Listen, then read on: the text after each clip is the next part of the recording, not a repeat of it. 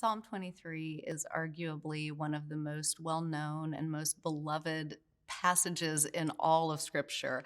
And so it's familiar to a lot of people. And it's where David, who was a shepherd himself, he was a boy from Bethlehem, he would go on to be the king of Israel.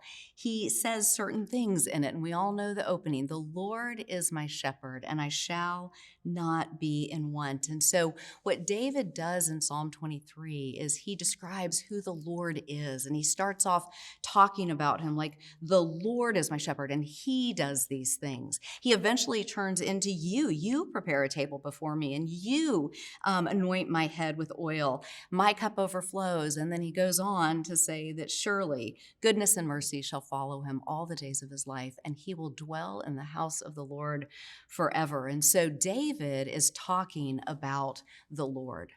But when we get to John 10, Jesus comes on the scene, and Jesus says, "I am the good shepherd. I am the one that David was talking about. I am the one who is going to lead you on paths of righteousness and lead you to green pastures." In fact, in the passage in John 10, Jesus actually says that as the good shepherd, he will lead his sheep out to the abundance of good pastures, of good places. But the difference between the shepherd in Psalm 23, the shepherd in Psalm 23 leads his sheep, led David through the valley of the shadow of death.